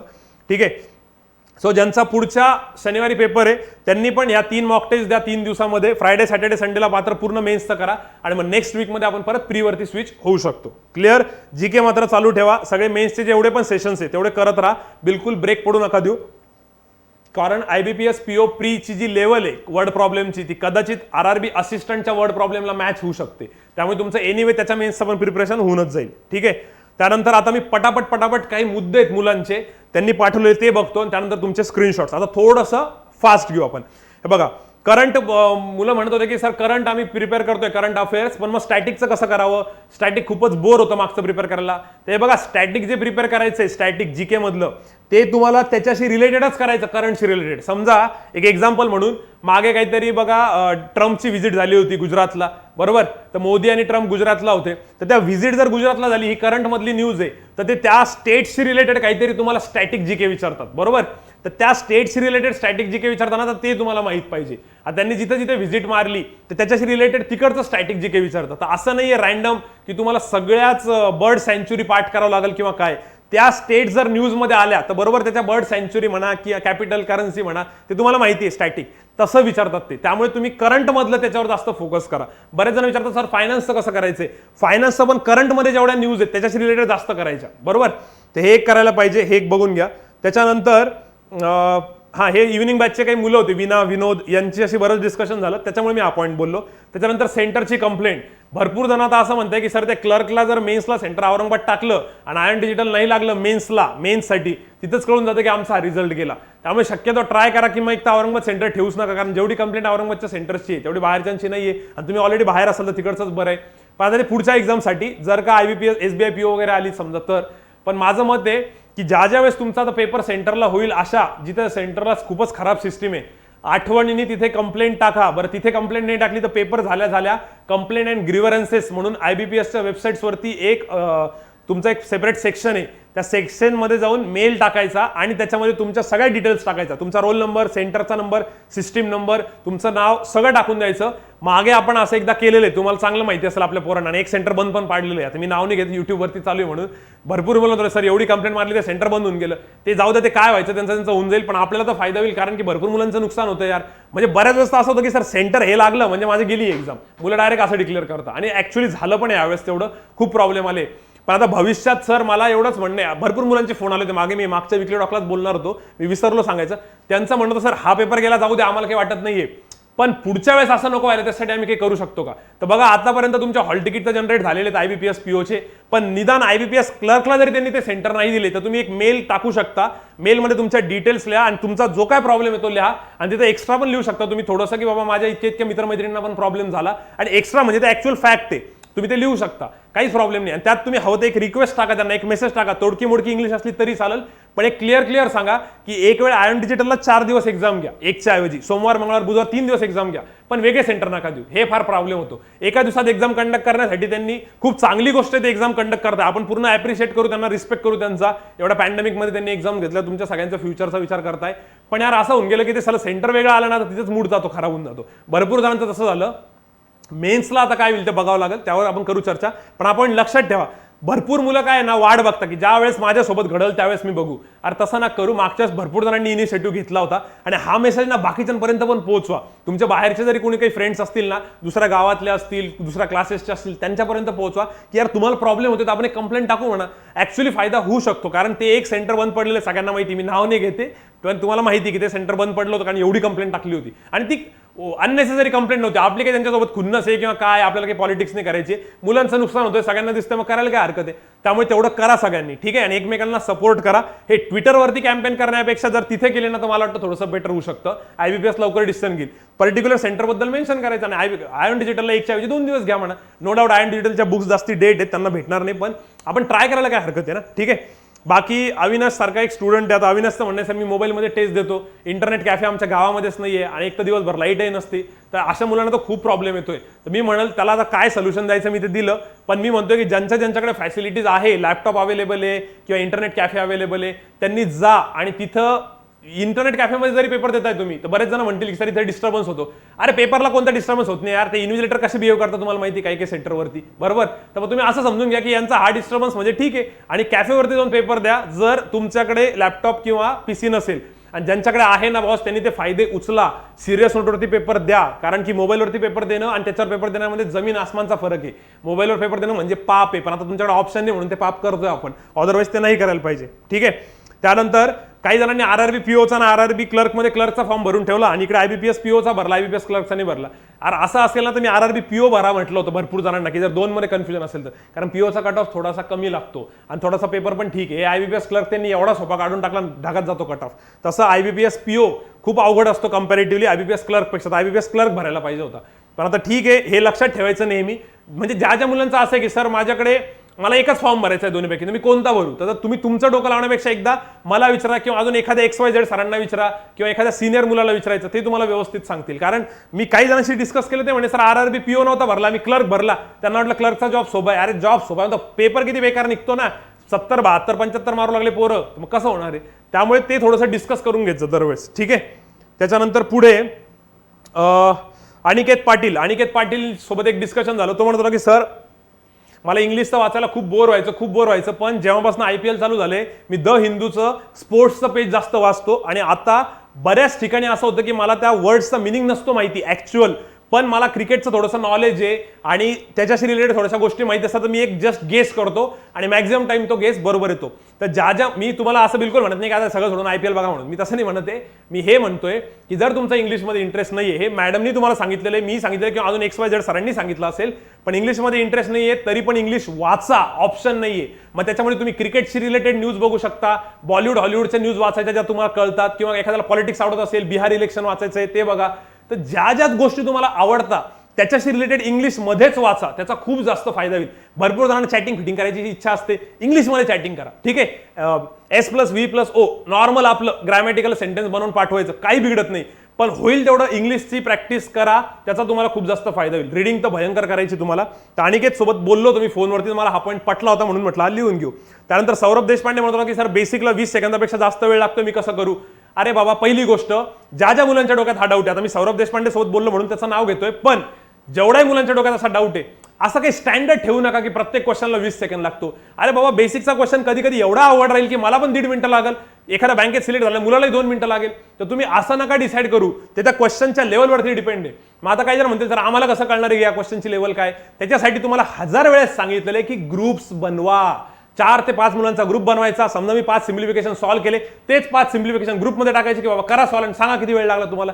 जर सगळ्यांना तसाच टाइम लागला एक मिनिटं, तर काही टेन्शन नाही घ्यायचं, तो 20 सेकंदाचा क्वेश्चनच नव्हता. पण जर काही जणांना 22 सेकंद लागले, काहींना 27, काहींना 25 आणि आपल्यालाच लागले 1 मिनिटं, तर आपल्यात गडबड आहे ना, आपल्यात काहीतरी प्रॉब्लेम आहे, मग आपल्या मेथड चुकताय, असं तुम्ही जजमेंट घेऊ शकता. मी हे पण नाही म्हणत आहे की फक्त एकाच मित्राला दाखवा, त्याला किती वेळ लागता बघू. अरे तो मित्र तुमचा असा असेल की त्याला 2 मिनिटं लागले, तुम्ही लय खुश होणार की अरे हा याला 2 मिनिटं लागते, जाऊ दे मग आपल्याला 1 मिनिटं लागलं तरी चालेल. तर मित्र पण असा घ्या की जो थोडासा व्यवस्थित आहे. त्याच्यामुळे 3-4 जणांवरती करा. आणि ग्रुपमध्ये असतातच ना मेंबर, आणि बरं ग्रुप मेंबर नाही भेटले तर आपले विपुल सर आहे, ओम सर आहे, अजित सर आहे, बरं कोणी नाही तर मी आहे इथे, शुभम सर आहे, आपले यश सर पण आहे, तर आम्हाला विचारा. पण असं काही स्टँडर्ड ठेवू नका की काय यार 20 सेकंदात झालं पाहिजे, हे मला बिलकुल नाही पटलेलं. असं काही करू नका. तर एक ग्रुपमध्ये डिस्कस करा. आणि टेस्टच्या स्कोरचं पण तसंच सांगतोय, सर 40च मार्क आले, ते च का बरं लावता तुम्ही 40च्या पुढे. काय गॅरंटी की 40 कमीच आहे म्हणून? अरे बाबा त्या पेपरला 40 वरती 96% असेल तर हे पण तर बघायला पाहिजे ना. आणि मी एवढं ओढून ओढून का सांगतोय यार, हे आधी ऑलरेडी सांगितलेलं आहे तरी पोरं असं बिहेव करता, मग सगळं पाण्यात जातं ना एवढं सगळं. ते नाही झालं पाहिजे. पटापटा घेऊ आपण पुढे. आता शुभम पाटीलचं म्हणणं होतं की सर इंग्लिश खूप लेंदी लाईटली घेतोय मी, मला होतं कॉन्ट आणि एलआरएस आवडतं, मी तेच करू का? तो ऑनलाईन बॅचचा स्टुडंट आहे. हे बघा, जी चूक आधीच्या पोरांनी केली ती करू नका. तुम्हाला जी गोष्ट आवडते ना आपण तीच करत राहतो आणि नंतर बिलकुल इंटरेस्ट येत नाही. एक सिंपल सांगतो, आता शुभम पाटील सारख्यांनी काय करायला पाहिजे, ज्याचा इंग्लिशचा प्रॉब्लेम आहे समजा, ठीक आहे, एक एक्झाम्पल म्हणून, तर त्यांनी पूर्ण एंटायर बॅचमध्ये सगळ्यात जास्त फोकस इंग्लिशवर करायला पाहिजे. कारण ज्यावेळेस बॅच संपून जाईल ना, त्याला असंही त्याच्या रक्तामध्ये कॉन्टेंट येणार, तर बॅच संपल्यानंतर तुम्ही ऑटोमॅटिकली ते करणारच आहे, कारण तुमचा इंटरेस्ट आहे. पण हा इंटरेस्ट तुम्ही आता क्रिएट करून घेतला पाहिजे ना. जर तुम्ही पूर्ण बॅचमध्ये कॉन्टेंट एलरच करत बसले, इंग्लिश केलंच नाही, तर बॅच संपल्यानंतर तर विसरूनच जा तुमचं इंग्लिश होईल म्हणून, आणि कॉन्टेलर तेच करत बसणारी. आणि मी बॉन्ड पेपरवर लिहून द्यायला तयार आहे, तुमचं इंग्लिश जोपर्यंत इम्प्रूव्ह होत नाही तोपर्यंत रिझल्ट येत नाही. हे आधीचा जमाना गेला 2014, 15, 16 त्यावेळेस होऊन जायचं, आता तसं होत नाही. त्यामुळे सगळ्या सब्जेक्ट्सला इक्वली ट्रीट करा. मी म्हणत सगळ्या सब्जेक्ट्सला, नॉट ओनली इंग्लिश. एलआर पण नाही, एलआरला पण लाईट ना घेऊ, एलआरचाही भरपूर ठिकाणी बँड असतो मेन्समध्ये, पझल बसत नाही. कोणत्याच सब्जेक्टला लाईट ना घेऊ, कोणता सब्जेक्ट अवघड असेल तो त्या दिवशी डिसाईड होईल. जो पेपर सेटर अवघड टाकेल तो, मग तो जीके असो, कॉन्ट असो, एलआर असो, इंग्लिश असो. क्लिअर? चलो ठीक आहे. तर स्टँडर्ड टायमिंग ठेवू नका, इंग्लिशला लाईटली घेऊ नको. जसं मी कोणाचं एक्झाम्पल दिलं शुभम पाटीलचं, किंवा अजून असे भरपूर असतील. काही जण मॅथ्सला घाबरत असतील की सर मी मॅथ्स सोडून, पहिले यार पूर्ण ट्राय तर करा, त्यानंतर आपण बघू शकतो कसं करायचं. जीके मात्र चालू ठेवा नवीन पोरांनी, जर का तुमच्याकडे वेळ असेल, नवीन जे बॅच करताय, या जीकेचा फायदा तुम्हाला पुढे भयंकर होईल. कारण रोजच्या रोज थोडं जीके करायला काही वाटत नाही, पण जेव्हा 15 दिवसावर एक्झाम येते तुमची प्री निघालेली आहे आणि ते तुम्हाला सांगतात घ्या 3-4 महिन्याचं करा, डोकं काम नाही करत, आणि जेवढी वाचलं ना 15 दिवस काहीच लक्षात राहत नाही, तर जीकेचा स्कोर तर जातो. त्याच्यामुळे कॉन्टही जातं, लॉजिकही जातं, इंग्लिशही जातं. त्याच्यामुळे नवीन मुलांना जर वेळ असला तर जीके नक्की करा. आणि ज्यांचं म्हणणं की नाही सर आम्हाला हेच आवरलं जात नाही, तर मग जीके नका करू, काही प्रॉब्लेम नाही. क्लिअर? हे थोडंसं सेन्सिबली डोकं लावा, आणि नसेल लागत तर आमच्याशी डिस्कस करा, आमच्याशी किंवा कुठल्याही सिलेक्टेड मुलाशी डिस्कस करा, काही प्रॉब्लेम नाही. विशाल म्हणत होता की सर माझी फर्स्ट IBPS PO आहे, तर मी फ्री मॉक टेस्ट देऊन बघू का पेड पॅक घेऊ? चुकूनही पेड पॅक घेऊ नका. जर तुमची फ्री मॉक पहिलीच एक्झाम आहे, 4-5 दिवसावर एक्झाम येत, आता काही नवीन पॅक बिग घेत बसू नका. ऑलिबोर्डचा वगैरे फ्रीवाले टेस्ट दिले तरी चालेल. आणि जे फर्स्ट टाइम देत आहेत त्यांनी तर ऑलिबोर्ड देऊच नका, जर का 3-4 दिवस असतील तर. जुन्या मुलांनी द्यायला पाहिजे जमिनीवर येण्यासाठी आणि थोडंसं स्ट्रॉंगली प्रिपेअर करण्यासाठी. पण नवीन मुलांनी, विशाल कोणीतरी आहे एक नवीन बॅचचा, त्यांनी मेसेज केला होता, तर मी म्हणाल की विशाल मी जे आधी बोललो ना तसं करा तुम्ही. पहिले तर बॅचवर फोकस करा, आणि फ्री सोर्सेसची लिस्ट देतो आज मी, तेवढं केलं तरी जमल. ठीक आहे? त्यानंतर वर्ड प्रॉब्लेमसाठी सोर्सेस सांगा, असे खूप मुलांचे मेसेजेस होते. 2 मेजर सोर्सेस हे नीट ऐका. पहिलं म्हणजे तुमचं मॉक टेस्ट जर ऑलिबोर्डचे असेल तर भयंकर सोर्सेस आहे त्याचे. ऑलिबोर्डचे क्वेश्चन्स खूप जबरदस्त आहे, आणि ऑलिबोर्डचा पॅक तुमच्याकडे असेल तर सेक्शनल टेस्ट आहे, टॉपिक वाईज टेस्ट आहे, खूप जबरदस्त सोर्स येतो, तो यूज करा. आणि दुसरं म्हणजे टेलिग्रामचा ग्रुप. आपला एवढा जो टेलिग्रामचा ग्रुप बनवलेला आहे स्पेशल कॉन्ट आणि एलआरच्या लाईव्ह सेशनचा, त्याच्यातले क्वेश्चन जबरदस्त असणार आहे. कारण सगळ्या मुलांना मी आधी रिक्वेस्ट केली होती, आताही रिक्वेस्ट करतो की त्याच्यात असेच क्वेश्चन शेअर करा जे तुम्हाला वाटतंय की यार हे वर्थ आहेत म्हणून. असे काहीतरी इरिलिव्हंट क्वेश्चन SSCचे वगैरे ते नका शेअर करू, जे रिलिव्हंट आहे आपल्यासाठी तेवढेच टाका. आणि याच्या पलीकडे अजून काही पाहिजे असेल तर युट्यूबवरती मी तसंही सेशन घेतोय. या सॅटर्डेला पण घेतलं होतं लाईव्ह सेशन कॉन्टचं, त्याच्यात पण सगळी व्हरायटी कव्हर केली होती. आणि मुद्दाम त्यात एकच टॉपिक का नव्हता घेतला, कारण की पेपरला थोडी तुम्हाला एकाच टॉपिकचे 10 क्वेश्चन येणार आहे, म्हणून मुद्दाम रँडम घेतले होते की तुम्ही कसं रिॲक्ट करता यासाठी. आणि आतापर्यंत मला वाटतं 12 ते 13 लाईव्ह सेशन घेतलेले युट्यूबवरती. तुम्ही तेवढे जरी बघितले, प्रत्येक याचे 10-10 प्रॉब्लेम, तर 130-140 क्वालिटी क्वेश्चन्स होतील. टेलिग्रामचा ग्रुप आहे आपला, तेवढा एक बघा. आणि मॉक टेस्ट, हे सोर्सेस मला वाटतं वर्ड प्रॉब्लेमसाठी सफिशियंट आहे. बाकी मग कुठलंही काळं निळं हिरवं पिवळं कोणतंही पुस्तक वापरा, काही प्रॉब्लेम नाही. पण त्याच्या आधी मला वाटतं हे यूज करून घ्या. ठीक आहे? नॅशनल क्वालिफाईंग टेस्ट हे काय आहे, तर TCS कंडक्ट करणार आहे. आता TCSने चालू केलेले एक हे आयॉन डिजिटलमध्येच नॅशनल क्वालिफायर टेस्ट. ते कसं करणार आहेत, जे मुलं फायनल इयरला आहे आणि ज्यांना TCS मध्ये जायचं, इन्फोसिसमध्ये जायचंय, काही प्रायव्हेट फर्म्समध्ये जायचंय, तर त्यांच्यासाठी एक टेस्ट घेणार आहे. तो स्कोर सगळे कॉर्पोरेटवाले काउंट करणार आहे. पण आता याचा अर्थ बँकिंग सोडून किंवा गव्हर्नमेंट जॉब सोडून तुम्ही प्रायव्हेटकडे जायचं असं नाहीये. फक्त जे फायनल इयरचे मुलं ते कधी कधी कंप्लेंट करायचे की सर आम्ही फायनल इयरला आम्ही फॉर्मच नाही भरू शकत, आम्ही काय करू, तर तुम्ही मग ही एक टेस्ट देऊ शकता, जी की ते आता मला वाटतं ऑक्टोबरमध्येच घेणार आहे. 26, 27, 28 द हिंदूच्या एका आर्टिकलमध्ये वाचलंय मी ते व्यवस्थित. तर 26, 27 ऑक्टोबरला ते घेणार आहेत टेस्ट. तर नाही म्हणून तुम्ही देऊन तर बघा काय होतंय. बाकी प्रायव्हेट जॉईन करा मी असं नाही म्हणते, पण टेस्ट देऊन बघा, तुम्हाला कळेल की सिलेबस आपलाच आहे पूर्ण मॅथ्स, एलआर, इंग्लिशचा. ठीक आहे? फायनल इयरच्या स्टुडंटसाठी. आणि त्याची अजून बातमी अजून अनाउन्समेंट मोठमोठ्या होतीलच, आपण टेलिग्रामवरती टाकून देऊ. तर ते एक चांगली ऑपॉर्च्युनिटी फायनल इयरसाठी. बाकी प्रायव्हेटमध्ये जा मी असं नाही म्हणत, ते गव्हर्नमेंट करता तर गव्हर्नमेंटच करा, पण सिलेबस सेम आहे, टेस्ट देऊन बघायला काही हरकत नाही आहे. आणि नॅशनल रिक्रुटमेंट एजन्सीचं बोललो मी तुम्हाला की पुढच्या सप्टेंबरमध्ये येते, तर तोपर्यंत बँकिंगच्या एक्झाम्स भरपूर होतील, होईल तेवढा फोडून काढा, ती सीईटी द्यायची वेळच नाही आली पाहिजे तुमच्यावर, त्याच्या आधी सिलेक्शन झालं पाहिजे. ठीक आहे, बाकी त्यात नवीन काही अपडेट्स नव्हत्या. आता पटकन आपण फक्त काय करू, स्क्रीनशॉट वाचून घेऊ आणि सेशन एंड करू. ठीक आहे, स्क्रीनशॉट्स बघा तुमचे काय आहेत आता यावेळचे. सगळ्यात पहिले फेल्युअर टू ट्रम्प बाय गौरव गर्ग, एक पीडीएफ पाठवली आहे, तो म्हणे सर खूप जबरदस्त आहे, प्रत्येक स्टुडंटला एक पीडीएफ हे बुक वाचायला लावा, सगळ्यांचे सगळे प्रॉब्लेम सॉल्व्ह होतील. ती पीडीएफ मी एकदा फक्त 2-3 जणांसोबत डिस्कस करतो, लगेच टाकून देतो. ठीक आहे, त्या मला कोणी पाठवली त्याचं नाव नाही माहिती, त्याचं नाव मी असं डाऊट्स क्लिअरिंग म्हणून सेव्ह केलेलं आहे. ठीक आहे, पुढे त्याच्यानंतर पुढचा जो प्रॉब्लेम आहे, हां, दिव्याने मेसेज केला होता की सर कम्प्युटरसाठी जीकेसाठी ग्रुप असेल तर पाठवा. तुम्हालाही काही अशा ग्रुपची गरज असेल तर मला मेसेज करा. ज्या ज्या मुलांनी मला मेसेज केले की सर मला जीकेसाठी ग्रुप पाहिजे, त्यांचे नंबर्स मी तुम्हाला शेअर करेल. ज्या ज्या मुलांनी मेसेज केले कम्प्युटरसाठी त्यांना कम्प्युटरचे नंबर शेअर करेल. ठीक आहे, काहींना जर मॉक टेस्टसाठी नवीन पाहिजे असेल तर नवीन, पण फक्त मला मेसेजेस करा. गजानननी एक जबरदस्त व्हिडिओ पाठवलेला आहे नवाजुद्दीन सिद्दीकीचा, तो पण मी टाकतो, काय हरकत नाही. त्याच्यानंतर पुढे काय आहे, निलेशचं म्हणणं आहे की सर मी सर मॉकटेच्या स्कोरसाठीचा जो ग्रुप आहे त्याच्यामध्ये ॲड करा. मी मागच्या वर्षी 5 मेन्स दिल्या होत्या, पण काही निघाल्या नाही माझ्या एकही. आणि मी एसएसएचा स्टुडंट नाही आहे, पण मी आत्ता फेब्रुवारीपासून एसएसएला फॉलो करतोय. खूप जास्त फायदा होतोय. वीकली डॉक्टर चुकूनही मिस करत नाही. कॉन्टेंट लॉजिकच्या सेशनचा पण खूप जास्त फायदा होतोय. इंग्लिशच्या सेशनचा फायदा होतोय. आणि एसएसएमुळे मेन्सचं कसं प्रिपरेशन करायचं एवढं कळालंय. आता एवढा कॉन्फिडन्स की आरबीआय आणि एसबीआय क्रॅक करायची, मला फक्त त्या ग्रुपमध्ये पण ॲड करा सर, आणि रेग्युलर सगळ्या ॲक्टिव्हिटीज चालू ठेवा. Okay, thank you.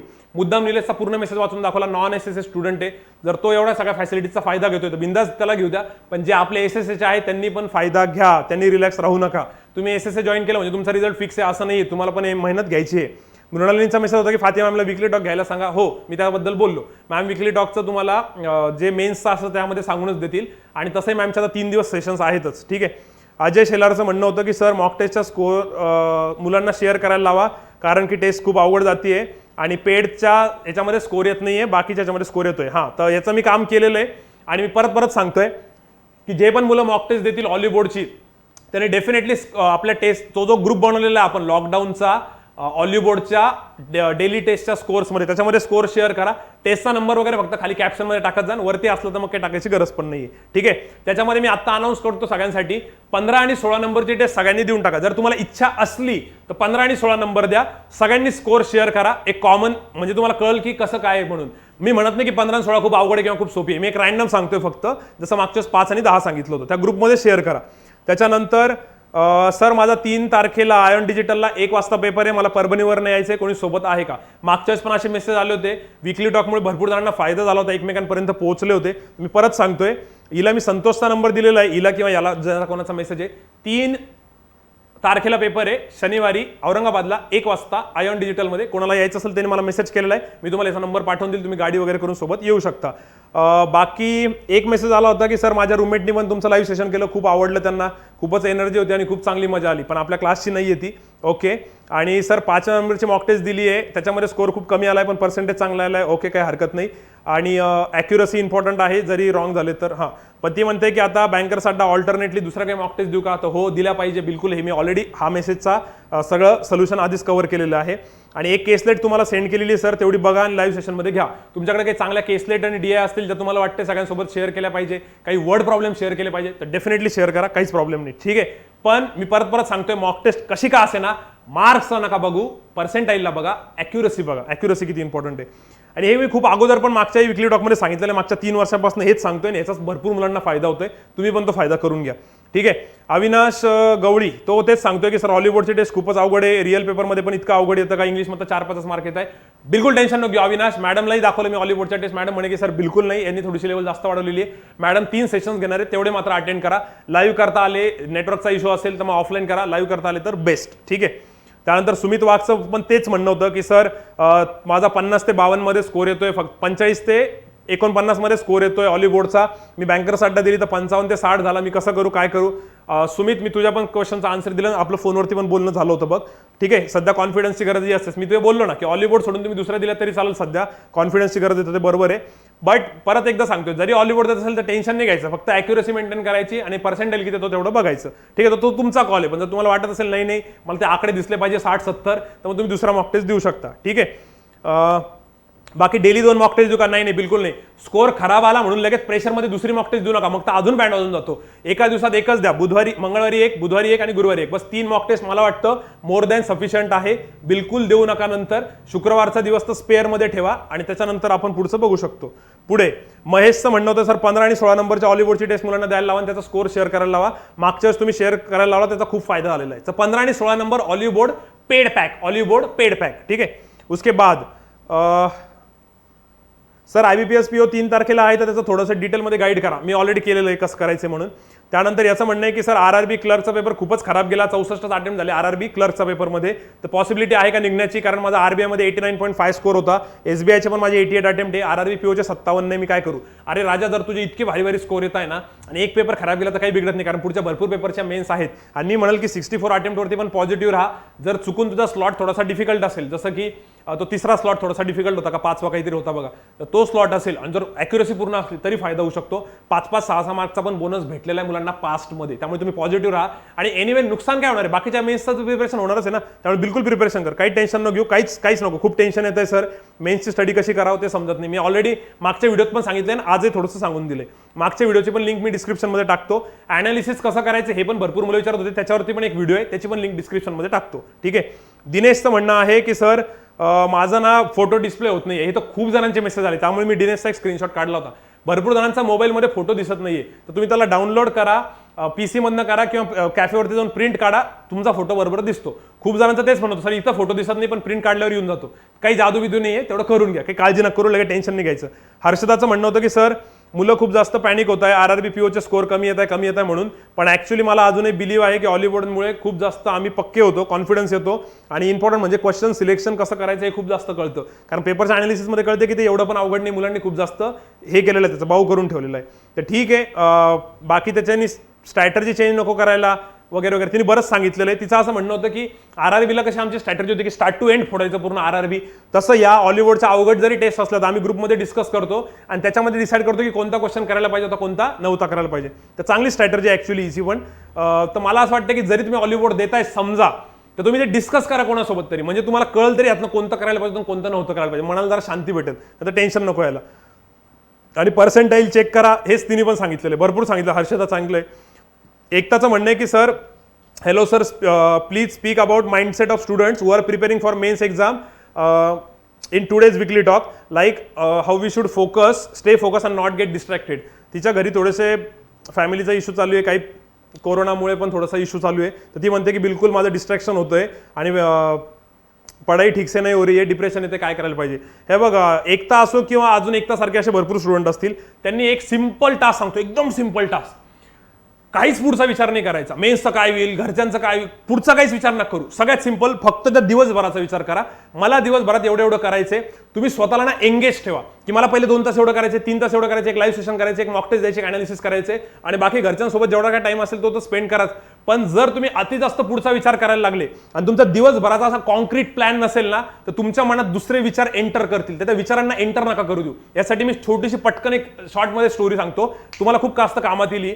ज्यावेळेस मला असा प्रॉब्लेम यायचा, डिस्ट्रॅक्ट व्हायचा, मी आमच्या मॅडमला विचारलं होतं की म्हटलं मॅडम मी कसं करू, म्हटलं माझं डिस्ट्रॅक्शन होऊन जातं. मॅडमने मला सिंपल सोल्युशन दिलं होतं, शुभम पेपरला गेल्यानंतर एकच काम करायचं म्हणे, स्क्रीनवरती जेव्हा क्वेश्चन येतो ना, स्वतःला 2 क्वेश्चन विचारायचे, येस ऑर नो. जर याचा आन्सर येतंय का, येत असेल तर लगेच फोडून काढायचा क्वेश्चन आणि नसेल तर पटकन स्किप करून पुढे जायचं. मला असं वाटलं काय सांगितलं रे यांनी, येत असेल तर सॉल्व्ह करायचं, नसेल तर सोडून द्यायचं. म्हटलं आपल्यालाही माहिती होतं. तर मला फार राग आला होता मॅडमचा. म्हटलं यार मॅडम मी काही नीट सांगितलं नाही आपल्याला, 2013ची गोष्ट ज्यावेळेस मी प्रिपेअर करत होतो.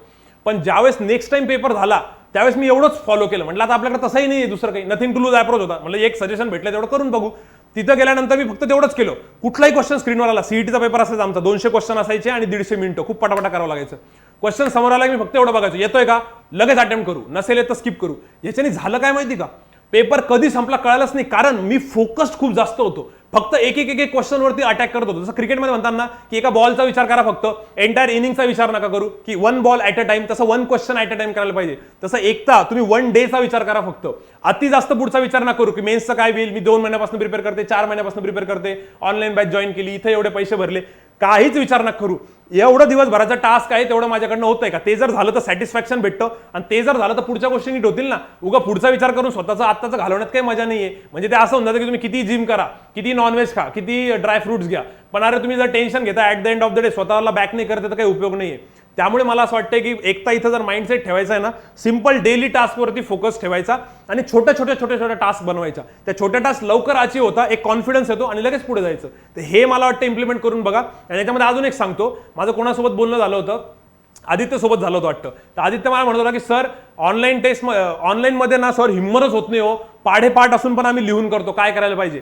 सेम प्रॉब्लेम मी माझ्या सरांना विचारला होता. ते म्हटलं ते त्यावेळेस आमच्या 20 मॉक टेस्ट होत्या आणि मी 3च दिलेल्या होत्या, आणि 3 मॉक टेस्ट नंतर मी कंप्लेंट केली होती. सर म्हणे शुभम अजून 17 मॉक टेस्ट आहे, काय बिघडतंय म्हणे, 2-4 मॉक टेस्टला जाऊन हिम्मत कर म्हणे, काय स्कोर कमी आला तर येईल म्हणे. आणि कोणतं तुला असं एवढं काही इमेजचा प्रश्न आहे की माझ्या मित्रांसमोर स्कोर कमी आला, पण 20 मॉक टेस्ट आहे ना, जरी आता स्कोर कमी आला तर आपण नंतर बाउन्स बॅक करू शकतो किंवा नंतर स्ट्रॅटेजी चेंज करू शकतो. त्यामुळे ज्याही मुलांना असं वाटतंय, आणि हा ऐका पुढे, मी नंतर 4थ्या मॉक टेस्टला एकदम टशनमध्ये गेलो होतो की आता सगळे क्वेश्चन ओरलीच करायचे जसे आपण क्लासमध्ये करतो. क्लासमध्ये धनाधन आन्सर द्यायचो मी, आणि पेपरला गेल्यानंतर चुपचाप 17 17 17 एकदम शांततेत करायचो, बिलकुल हिंमत नव्हतो करत.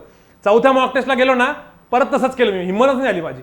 मग 5व्या नंतर म्हटलं यार जे होईल ते होईल, हिंमत तर करू. तर 5व्या 6व्याला थोडासा स्कोर कमी आला, कधी कधी चुकलं, पण नंतर एवढं फास्ट झालं की बस ओरली करायची हिंमत वाढून गेली. तसं तुम्ही पण करू शकता. पण ज्यांचा पेपर 3 तारखेला आहे त्यांनी स्टंट देऊ नका, 3च दिवसावर पेपर आहे आता नका करू. ज्यांचा पेपर पुढे आहे त्यांनी आतापासून चालू करा, किंवा IBPS क्लर्कसाठी हिंमत करायची. चुका झाल्या तरी काय होतंय ना, आपल्याला इम्प्रूव्हमेंट कळेल ना. तुम्ही जर काही करतच नाही चेक, दरवेळेस जाऊन तेवढंच करताय तर मग कसं कळणार आहे. त्यामुळे हिंमत करा, ओरली करण्याचं पण ट्राय करा मॉकमध्ये, आणि तिथं तो पेपर खूपच सोपा असतो, त्यामुळे काही टेन्शन नाही. चलो ठीक आहे. बाकी एकतासाठी सोल्युशन हेच होतं की डेली टास्कवरती फोकस करा, 1 टास्क ॲट अ टाइमचा विचार करा, छोटे गोल्स ठेवा. छोटे गोल अचीव्ह केले की आपलं फायनल जे काय एम आहे ते बरोबर कंप्लीट होतं. आणि शेवटचा मेसेज आहे दिव्यवदनचा, लास्ट आहे. दिव्यवदनचं म्हणणं होतं की सर 2-3 मुलांचा मला एखादा ग्रुप द्या, माझं इंग्लिश स्ट्रॉंग आहे, कॉन्टेलरचा ग्रुप द्या जेणेकरून आम्ही स्कोर वगैरे चेक करू शकतो. माझा कॉन्टचा थोडासा स्कोर कमी येतोय, तर याला मी काही कॉन्टॅक्ट्स दिलेले आहेत, तर तुम्हालाही पाहिजे असेल तर तुम्हालाही दिली मी, फक्त तुम्ही मला कॉन्टॅक्ट करा. आणि फक्त कॉन्टॅक्ट केल्यानंतर 2-1 दिवस लागतील ते सगळं बघायला, कारण बाकी ज्यांचे मेसेजेस असतात तर तेवढं फक्त ऍडजस्ट करत जा. चला तर मग एवढंच होतं आजच्या याच्यामध्ये. आता आपण एंड करूया. महत्वाचं काय काय आता, तर मॅडमचे 3 सेशन्सचे पुढे, सरांचे पण आहे. मॅडमचे टायमिंग 12:15 ते 1:15 असणार आहे, 12:15 ते 1:15 दुपारी. 3 दिवस मॅडम पेपरचं अनालिसिस घेतील. उद्या मला वाटतं मॅडमचं परत YouTube लाईव्ह आहे ग्रामरसाठीचं, ते पण एक बघा. आणि सरांचं टायमिंग रात्री राहील, काय आहे ते सर डिसाईड करून तुम्हाला सांगतील. बाकी मग थर्सडे किंवा फ्रायडेला आपण एक सेशन घेऊ, जमलं तर ऑनलाईन लाईव्ह घेऊ किंवा रेकॉर्डेड घेऊ तुमच्या IBPS PO साठी. आणि सॅटर्डेला तर आपलं लाईव्ह अनालिसिस राहीलच. ज्यांचा सॅटर्डेला फर्स्ट डे फर्स्ट शिफ्ट आहे ना, त्यांनी फक्त मला कॉन्टॅक्ट करून ठेवा, त्यांच्याकडनं आपल्याला रिव्ह्यू घेता येईल जसे आपण दरवेळेस घेतो. आणि 4-5 जणांसोबत रिव्ह्यू क्रॉस चेक करून तुमच्या समोर येऊन जाऊ आम्ही. ठीक आहे. तर आय होप की तुम्हाला आजचा पण विकली टॉक आवडला असेल तर लाईक करा, शेअर करा, ते तर नॉर्मल आहे. पण जर तुमचे काही डाऊट्स राहिले असतील, माझ्याकडनं काही सांगताना राहिलं असेल तर डेफिनेटली कमेंट बॉक्समध्ये टाका. आणि पूर्ण व्हिडिओ तुम्ही शेवटपर्यंत बघितला म्हणून थँक्यू सो मच. बाकी सगळ्या सेशन्सचा फायदा घ्या. चलो करायचा स्टॉप. सगळ्यांनी काळजी घ्या आणि आपले 2 वर्ड लक्षात ठेवा, पेशन्स आणि कन्सिस्टन्सी. ठीक आहे. चलो गुड डे, बाय बाय.